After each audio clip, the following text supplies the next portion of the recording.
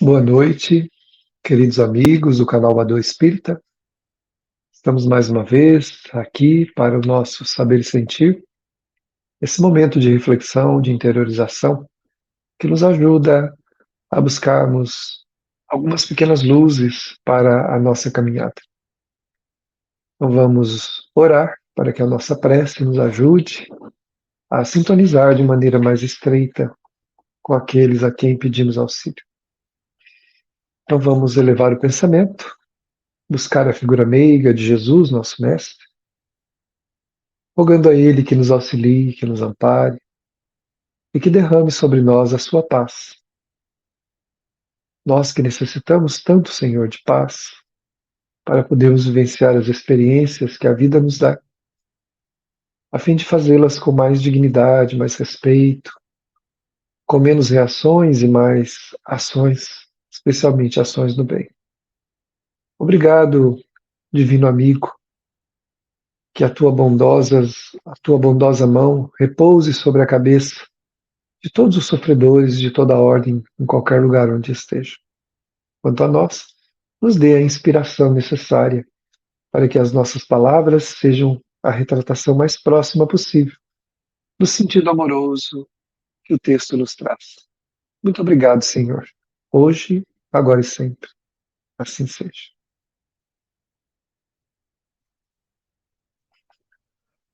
Nós estamos fazendo o estudo ainda do livro Rumo Certo, né? Editado pela FEB, autoria espiritual de Emmanuel, psicografia do apóstolo da mediunidade, Chico Xavier.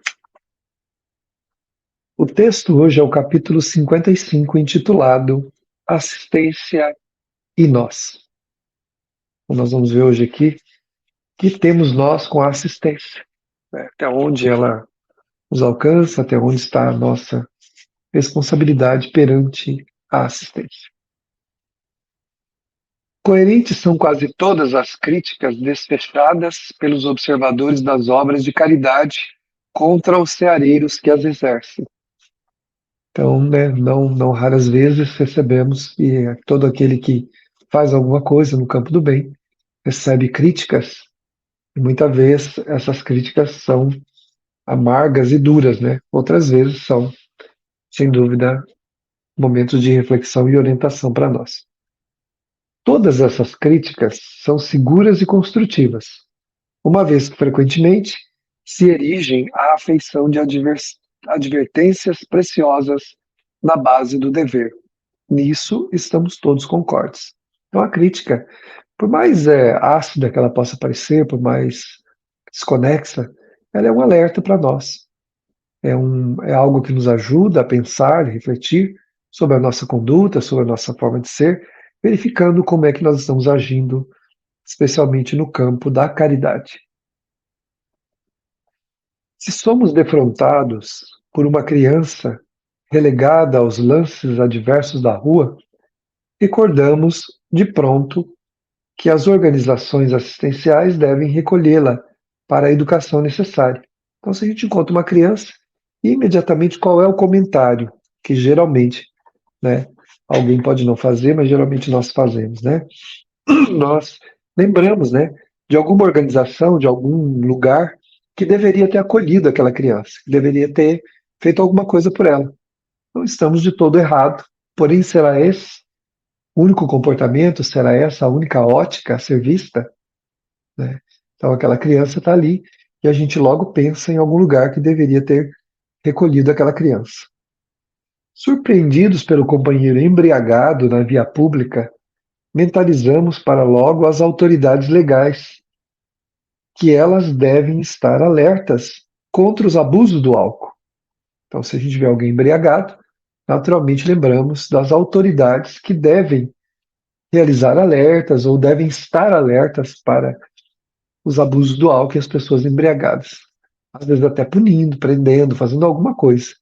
Então, geralmente temos esse comportamento emocional de pensar logo que alguém deveria estar tomando uma providência ali. Encontrando um enfermo entregue à ventania da noite, afirmamos com razão que os serviços hospitalares devem abrir as portas a todos os que padecem angústia e febre no espaço de ninguém. Então, se a gente encontra uma pessoa doente, está ali à mercê da noite, imediatamente nós imaginamos, né, que os serviços hospitalares deveriam acolher, abrir as portas a essas pessoas, a esses padecentes, né, que estão ali com febre, doentes e precisam de ajuda. A primeiro plano, todas essas ideias que nós estamos falando aqui não estão erradas, estão certas. Mas vamos ver se é só isso que é a solução para esse comportamento. Interpelados pelos homens tristes que se endereçam humilhados ao exercício da mendicância, lembramos-nos de imediato que eles devem abraçar uma profissão e atender à própria subsistência. Então a gente tem sempre uma sentença, né?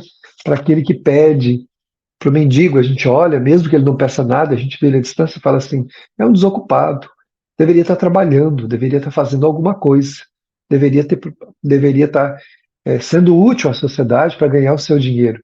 A princípio, tudo bem. Mas será essa a única ótica? E seria exatamente essa a nossa maneira de proceder diante de alguém que está nessa condição? Sabemos nós, em profundidade, o que se passa naquela alma? O que levou aquele espírito a estar naquela condição? Nós somos simplórios ou simplistas quando fazemos análise da vida alheia. Por mais que se mostre revelador um problema para nós, ele é apenas a ponta do iceberg.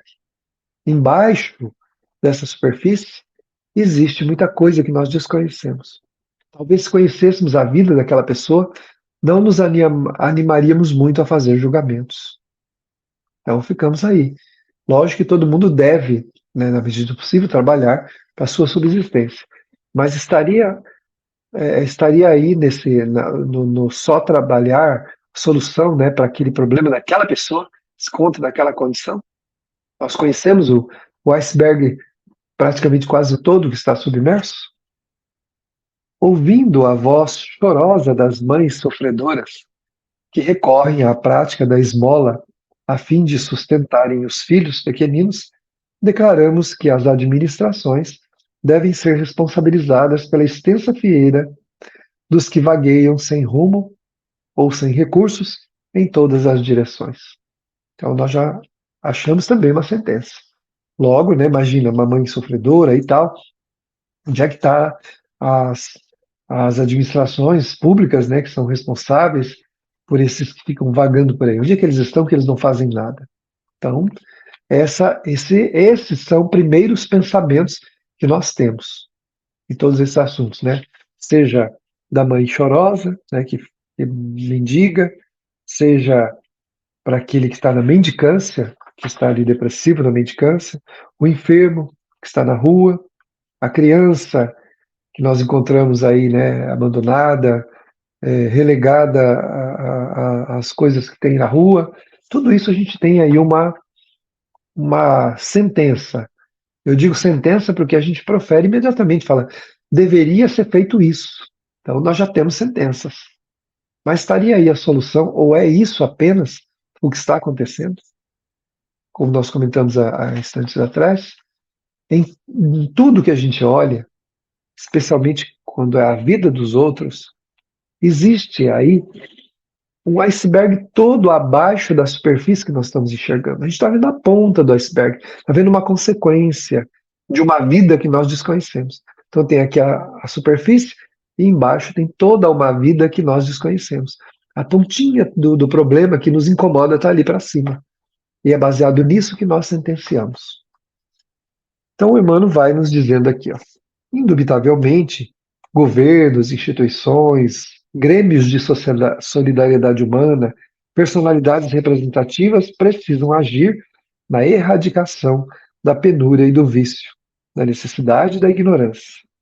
Enquanto os nossos irmãos do petitório cabe procurar trabalho e instrução para se elevarem de nível. Quem que devem efetivamente devem, não há dúvida. Tudo isso é notório. Todos concordamos com semelhante alegação. Tá bom, tudo bem, então vamos lá. Resta a nós os cristãos que respondemos pelo nome de Jesus perguntar à própria consciência, antes de qualquer censura aos serviços de amor ao próximo, sobre o que temos realizado e observar o que estamos realizando, as boas obras que nos compete empreender. Em primeiro lugar, ninguém passa pela nossa vida por acaso, mesmo aquela pessoa que fugidiamente, ou de um tempo muito pequeno, toca o interfone da nossa casa, bate palmas, chama-nos. Não é um acaso que faz isso acontecer. Existe um convite da vida naquele momento para cada um de nós.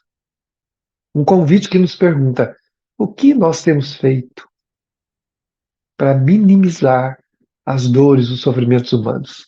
As instituições têm suas responsabilidades, mas nós também temos. Como irmãos que somos, todos podemos fazer alguma coisa. E o que temos feito? Apenas procurando culpados? Ou achando uma culpa na vida daquela pessoa? Né? O que nos importa o que levou aquela pessoa àquela situação em primeiro plano? Para ajudar, o que nos importa? Né? Nós temos que auxiliar sem perguntar a quem.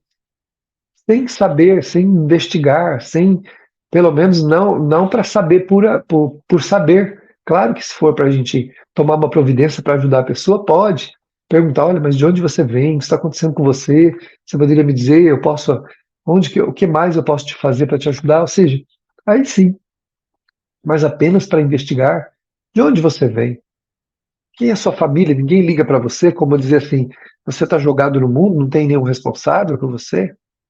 Esse tom de crítica ácido é muito doloroso para aquele que recebe essa informação. A pessoa já está numa situação vulnerável, de sofrimento, que nós não conhecemos o drama e achamos sempre um jeito de criticar e censurar. E de encontrar culpados, né?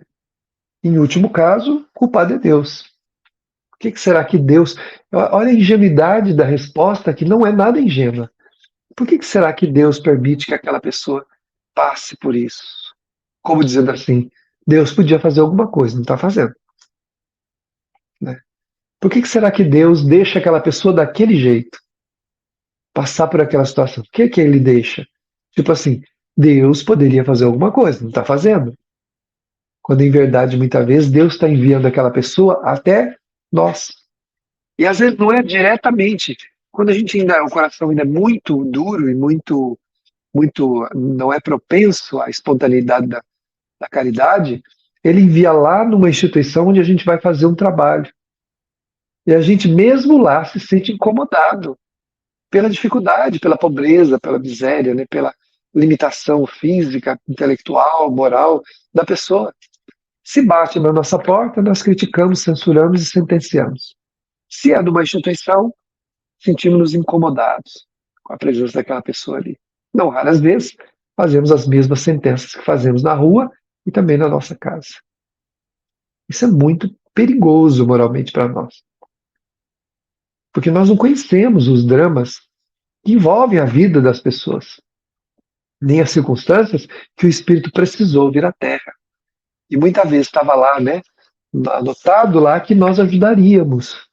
Nem que fosse uma vez que ele batesse na nossa porta, nós aliviaríamos a dor dele, a privação, dando alguma coisa.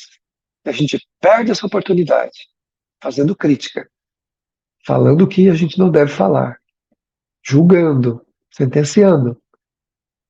E às vezes fazemos tudo isso e damos alguma coisa. Terá isso que nós demos algum valor para a pessoa que recebeu? Pode ser que sim. Ela matou a sua fome, ela matou a sua sede, ela diminuiu a sua dificuldade, mas terá efeito para nós que fizemos de má vontade, criticando, censurando, comentando, fazendo cara feia. Imagina como que a pessoa humilhada por estar ali na frente da casa da gente ou numa instituição onde ela vai pedir alguma coisa, a gente está lá ajudando, humilhada pela situação, olhar para a nossa cara, para o nosso rosto, para a nossa face, para os nossos olhos, e ver aquele olhar duro de censura, né? Aquela boca torta, né? Ironizando a situação da pessoa. Meu Deus, como isso vai pesar na economia moral da nossa vida, né? Porque do mesmo jeito que diz o Evangelho segundo o Espiritismo, nos diz que será perguntado no mundo espiritual: que fizeste do filho que eu te confiei, em relação aos filhos que estão sob a nossa guarda, também vai ser perguntado da mesma maneira: que você fez daquela pessoa doente que eu te confiei. Não era para você manter ela a vida inteira, gastar sua fortuna com ela, não. Era para você ajudar ela uma vez. O que você fez? Ah, senhor, eu, né, achei que era um desocupado, critiquei, xinguei. Então, perdeu o seu galardão, perdeu o mérito da sua ação. E às vezes dá humilhando, criticando, fazendo pesar no ombro do outro aquele benefício que nós estamos dando. Olha como é complexo. E até que os poderes oficiais que nos pedem cooperação e não reproche consigam executar os programas de socorro e educação que se propõem a efetuar e que naturalmente concretizam pouco a pouco, reflitamos como seria fácil a vitória da caridade se cada um de nós, junto aos irmãos em dificuldade, se decidisse a auxiliar ao menos um. É o que nós comentamos agora.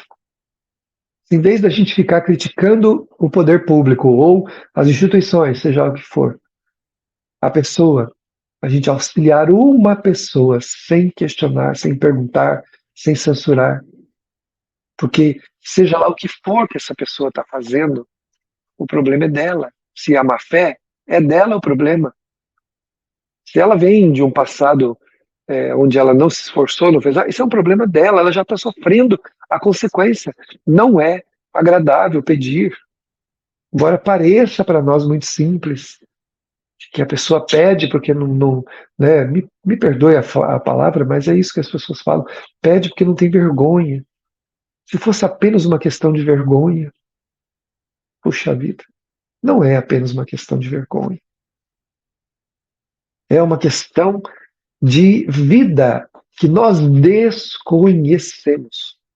Não sabemos em nada daquela pessoa, do que ela pensa, do que ela sente.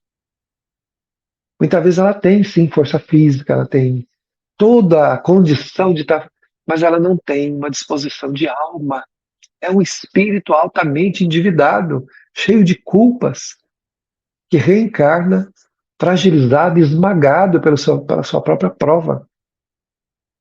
Não seremos, pois, nós amanhã também, encarnantes, esmagados pela própria prova? Será que teremos dignidade para seguir e não ir por esses caminhos do outro? Será? Devemos pensar sobre isso. Porque é natural, né, que a caridade ela seja o alento, ela seja o amparo, nem sempre a solução, mas ela diminui, ela, ela traz para um nível mais suportável aquele sofrimento, aquela dor, aquela dificuldade. Cabe a nós. Deus nos deu a oportunidade de encontrarmos com as pessoas por onde formos. E do jeito que nós a encontrarmos, temos que amar a todos e fazer a nossa parte, independente de quem deveria ter feito a parte e não fez. Então, cabe-nos esta reflexão, porque a doutrina espírita nos ensina que vivemos numa humanidade entrelaçados por necessidades uns e de outros, que nós precisamos seguramente nos auxiliar. Então é natural, sim, que a gente, em primeiro plano, entenda que os poderes, as pessoas e os dirigentes dessa ou daquela instituição devem, sem dúvida, devem fazer alguma coisa. Isso não há dúvida. Mas é da nossa conta isso? É isso que nós temos que preocupar quando encontramos alguém com problema ou perguntar, como nos ensinam os Espíritos Venerantes, perguntar para a gente mesmo, o que eu posso fazer para auxiliar, diminuir a dor desse meu irmão? O que eu posso fazer? E depois, na medida do possível, as instituições farão o que for possível. Como nós comentamos, às vezes, Jesus nos dá a oportunidade de um auxílio só para uma alma que passa pela nossa vida, com quem nos comprometemos naquele momento fazer alguma coisa por ela. Não pensemos se nós não estamos nos tornando críticos da caridade, em vez de assistentes, auxiliadores, colaboradores que vão contribuir com o bem-estar do mundo. Tanto quanto vamos nos acostumando com a ideia também possamos nós, no futuro, por nossa vez, também recebermos a misericórdia e a compaixão daqueles que irão nos amparar, se já não nos ampararam nessa mesma vida. Muitos de nós trabalhou onde trabalhou, trabalha onde trabalha, tem essa ou aquela oportunidade, graças ao auxílio de alguém, a uma indicação, a uma intercessão. Então, pensemos um pouco e vamos aproveitar esses instantes. Vamos nos envolver com o clima e a atmosfera do convite à caridade. É a atmosfera do Cristo que paira sobre nós. É a sua vibração que inunda o nosso coração. Vamos recebê-la, permitindo que ela possa tomar conta dos nossos sentimentos, das nossas emoções, regendo a nossa vida, a fim de que nós tenhamos sempre a vontade de auxiliar. Recebamos a atmosfera amorosa do Cristo que nos envolve, trazendo a sua refrescância, vitalizando a nossa alma nesse momento. Percebamos quanto temos recebido e o quanto nesse instante estamos recebendo. Gratidão, Senhor. Gratidão. É isso que exclamamos. E assim queremos te dizer. Muito obrigado, Senhor. Muito obrigado, meus irmãos.